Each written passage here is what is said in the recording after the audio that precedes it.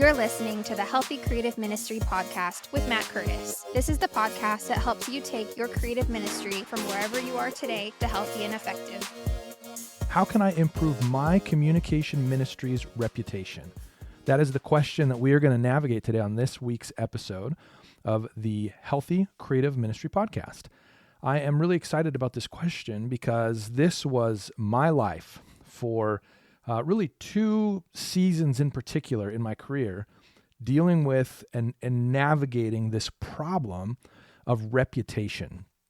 I remember when I first was moved into the role of managing our communications ministry, and we were working on some projects, and someone came up to me and said, "Hey, Matt, I just want to let you know, one of the ministry teams had me in their meeting, and as they were brainstorming a new concept for a new ministry initiative, they actually said, how can we plan this in a way where we don't have to work with the communications team?" And I remember just being stunned, thinking to myself, what in the world has gone on that our reputation would be so bad that people didn't want to work with us? That is an awful place to be as a leader, to recognize that this was the condition of the team that you are now leading. But it's also a miserable place to be if you're a ministry leader, to know that you have a communications team that just is frustrating or challenging to work with. And so whatever role you play in the creative ministry space, I want you to hear that it is possible to improve your reputation. And I want to walk through some ideas, some things that I have tried over the years that have been really, really successful for me. Not all of them apply in every season, and I think you'll kind of understand that as we go along. But let's start where we should always start, and that's with our own hearts. Pray. Pray for the people that you work with. One of the things that I have found over the years is that my heart is often the reason that we have a bad reputation, or that I have a bad reputation. It's because of things that are going on in my own heart. Scripture tells us a lot about that. Out of the heart, the mouth speaks. That idea is so true in these day-to-day interactions that we have. The starting point for improving the reputation of your communications ministry or your creative ministry is to pray. Pray for the people that you work with. Pray for the relationships that you have with them. Go even a step further and pray for the ministries that you're supporting. For me, it's kind of this idea of, if you have 4 different ministries represented in terms of projects that you're working on right now, spend some time in the morning and pray for them. Or if you're a little bit more on the execution side, maybe you're a designer, or you write copy, or you plan social media, pray for them as you're doing that work. Pray for the ministries that you're working with. Once you begin there, once you begin with prayer, your heart begins to move in a good direction. This is a list of things that you can do, but I want you to hear that this is not a shallow list of things that you can do. This is not a Band-Aid fix. These are deeper. So start with prayer. Pray for the people that you work with. The next one, this is a little bit more situational. If you've inherited a team, if you've stepped into a team, maybe the previous communications person or creative person has left the role. Now you're stepping into it and you're seeing that there is a bad reputation. This sometimes comes off as a surprise, but I'm actually a big fan of apologizing.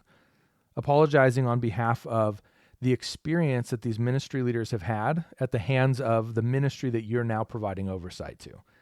Hey, I'm really sorry that in the past the communications ministry has not been kind to you, or has been not been effective, not gotten done what you need to get done. In some cases, we've even made it harder for you to accomplish the ministry that you've been assigned to do and that God has called you to do. So I want to let you know that I apologize for that. I don't want that to happen. I see that, and I see that that is unacceptable, and we're going to try to make adjustments in order to address those things. And then what you can do in that conversation is invite them to partner with you in solving the problem. Hey, can you let me know when we miss the mark? Can you let me know if we drop a ball that's important to you? What you're doing there is you're both acknowledging that there's a problem, you're calling it out, you're letting them know that this is not the way that you want this relationship to go, and you're also asking them to partner with you in making it better. It's a great approach to let people know that you are serious about changing the way that your team, your department functions. Next, listen before you speak.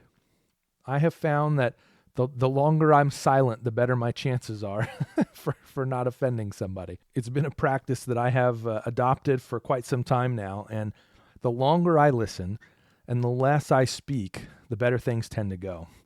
There's a piece of that we're going to talk about a little bit more directly here, but you're allowing other people to speak while you're not speaking. There's something to that. That's a really important piece of that. In fact, in line with that, here's another mindset shift that I think is very valuable for you in this pursuit. Change your mindset from being the world's best oboe player and instead think of yourself as a conductor of an orchestra. As a graphic designer, I was trained to really pursue my craft and to be as good as possible at it. And that was a real point of tension for me serving in ministry, because I thought I was supposed to be the expert, but ministry is not a solo kind of industry or a solo kind of thing. Ministry happens with a lot of people working together. And so when we take on this mindset of we're the only person who should be doing X, Y, or Z, from a trade perspective, you might be right, but that's not going to help your reputation in ministry. In fact, that will continually alienate you. It will continually back you into a corner, and it will continually put up walls between you and everyone else. And that's going to damage your reputation. That's the bottom line. So think of yourself as a conductor, not the world's best oboe player. One of the practical ways that you can do this is invite other people into creation. When you have conversations with people around the office, you can think about some people are more creative than others. There may be a volunteer that jumps to mind. There may be somebody on staff who's not in a creative role, but has good creative ideas. Bring them into a meeting. Bring them into a creative session. If you're going to be planning Christmas together, bring them in. When you bring other people into the creation process, what you're doing is you're opening your hands. And an open-handed communications ministry or creative ministry is one that will have a better reputation. It doesn't mean that you have to use every idea that's being suggested by somebody other than who's on your team or assigned this role in your organization. But it does mean you're going to have much more diverse ideas, and the reputation of your team will improve because it's clear that you want others to participate in what's happening. Now, part of this is being willing to experiment. Sometimes that means trying somebody else's idea. Somebody may have a good idea in a brainstorming session, but you're not quite sure how it's going to work in real life. Well, that's part of bringing other people into the conversation. So as you grow in your ability or your willingness to experiment, again, you're going to be setting the stage for your reputation to improve. Now, whenever I mention this idea, the pushback is always the same. And I was the first one in line to share these hesitations or concerns. Well, yeah, but I'm going to get in trouble if it doesn't work. Or the ministry leader in charge is going to be mad at me. Well, if Christmas isn't good this year, I'm going to hear about it. And I don't have the emotional energy to just listen to all of these complaints. Look, I get it. I remember one Easter, we put out a video, and it was meant to be a little bit more abstract and artistic. And so we put it out there. We spent a lot of time investing in it. I thought it came out really well. And I remember in the morning, we walked into our staff prayer meeting, and I heard snide remarks as I was walking by. Oh, how about that video? Huh? How about that thing? This is why we're afraid of experimentation. This is why we're afraid of risk. But something that I've learned is that when I model that it's okay to experiment and that it's okay for us to miss the mark every once in a while, other people begin picking up on that. So see, our tendency as communications or as creatives is to really be hard on other people because we ourselves feel like people have been hard on us. We can actually shift that behavior across the organization by being gracious when something doesn't work. So that's another practice that when your ministry is finding itself in a spot where people just don't enjoy working with you, there's a good chance it's because you're harsh with them when something they try doesn't work. Or if they've gone rogue and something doesn't work, you rub it in their face a little bit, or you let them know, oh, well, if you had only used the comm team, huh? Right? Oh, if only you had used productions, right? Then you wouldn't have had that issue in your event. Well, that's not very kind. And that's not very gracious. So let's figure out a way to be gracious. Rather than saying, oh, those things didn't work because you didn't use us, lean in and say, man, I'm really sorry that happened. That's a bummer. Let's see if we can figure out a way to resolve that in the future. Is there something that I can do to help you solve that problem? Such a different posture. And what it does is it makes me want to have a conversation with you more to get your support, as opposed to, I hope they never find out about it. It's a terrible posture to have in ministry. Beyond being gracious when something doesn't work, I'm going to say, let's go on the offensive a little bit here.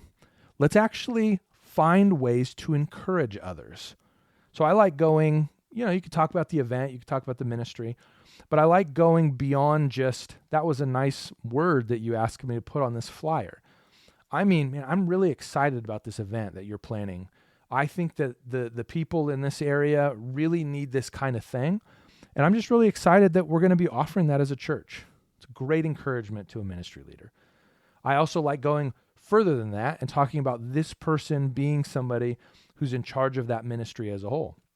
Man, this is such a needed area, and I can just tell by your gifts and by our interactions that you're just the perfect person to be leading this ministry. So I'm excited that you're here, that you're doing this, and that I get to be a part of that by promoting this event with you.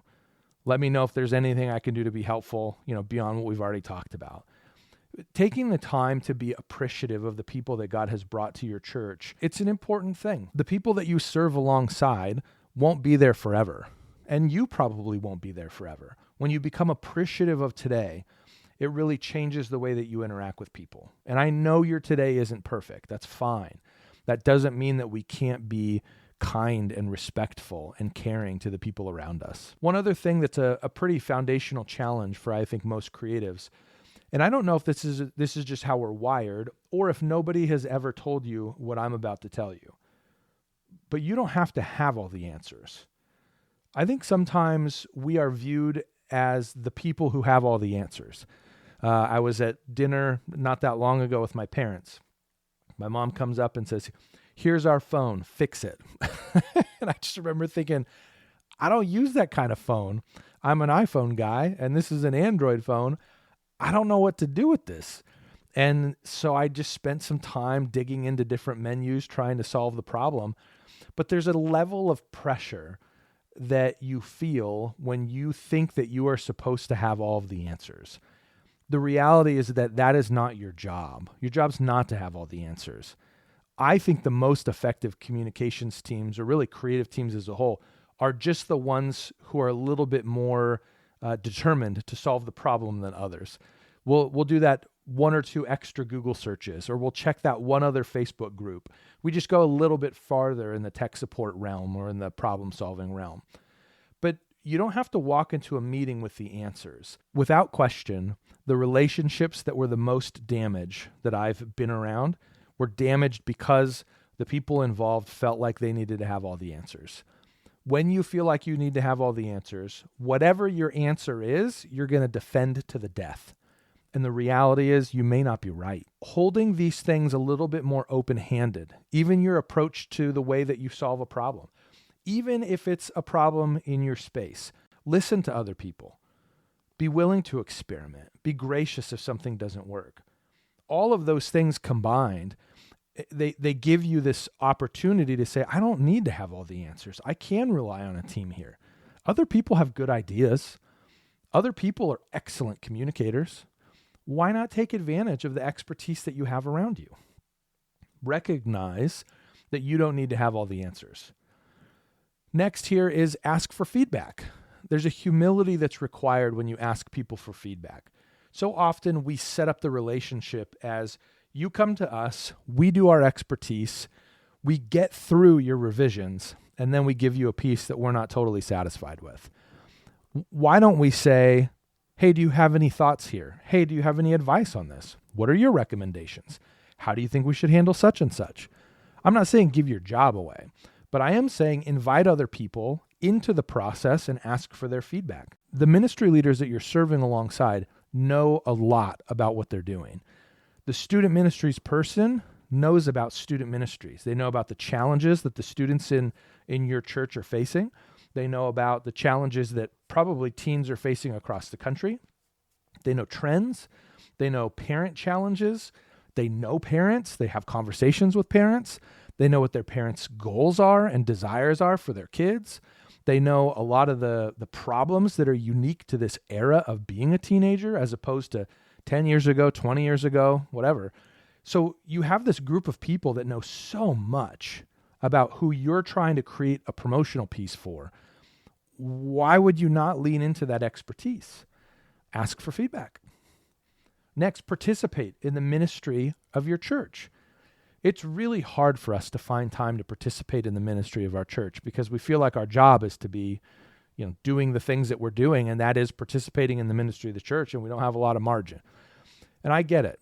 But if there's a way for you to participate in the ministry of your church, volunteer as a small group leader for students, serve in kids ministry on the weekends, whatever it is that you have the ability to do, when we lean in and actually participate in ministry, there's just something different about the way that people see us. And that really helps our reputation. That changes the way that others around us view our ministry. And then finally, be proactive about serving. And I don't mean what I was just talking about, serving in the ministry of the church. I mean, view what you do as service. You're serving ministry leaders, but be proactive about it. Don't just sit at your desk and wait for somebody to come to you. You have a pretty good sense of what's coming in your calendar year. I can sit here and tell you from my last church, Christmas was around Christmas time, not a surprise. Small groups launch around February because January is kind of like a dead month. And then we have summer camp happening in the summer. We talk about that late spring. Then we have fall kickoff. Another wave of small group launches happens. And then we have a fall carnival, Halloween type of an event. And then we're back at Christmas again. Those are just the major things that are coming. There's a lot of other stuff that happens in between.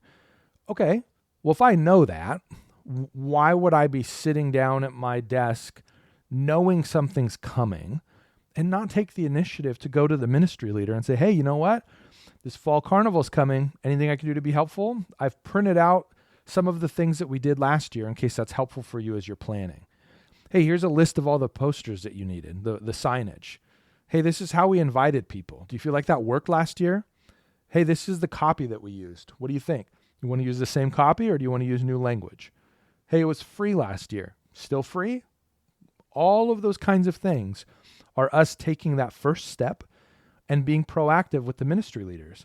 When we do that, it's very clear to the ministry leader that we want their event and their ministry to be successful. And that is a major, major shift. The tension that often exists in this relationship is that there's a vying for power. That's what it feels like. The ministry leader needs to accomplish the ministry that they've been called to do, hired to do, tasked to do. But we want it to be done on our terms. We want the postcard to look our way. We want the website to look our way. We want the social post to look our way. And on some levels, yes, that is our job and our responsibility as creative ministry people. However, we can do that a lot more graciously than we do that. And a good barometer here, if you feel like you have a bad reputation, there's a chance that shifting your posture on these things that we just talked about, these will take you in the right direction. And if you have a good relationship, then you can probably go through this list and say, I'm doing those things. Yeah, this is actually really helpful. Here's another one that I'll add to my list because I think that might be just a little bit more. That'll be helpful. Those are some things that I have done over the years. Again, you try them as you need them, but I really do recommend that you begin making some of these shifts in your ministry. When you start with prayer, all of these other things move beyond just surface behaviors or shallow acts. These are now really intentional decisions where you're partnering with the things that you're praying. You're asking for God to shape your heart, to change your attitude. These behaviors work in that way alongside those prayers. And so that's how I would answer the question. How can I improve my communication ministry's reputation? Thanks for listening to this episode of the Healthy Creative Ministry Podcast. This podcast is just one of the ways Lunchtime Heroes can help you build a healthy creative ministry in your church. Stay up to date on the latest by signing up for the Creative Bites email at lunchtimeheroes.co.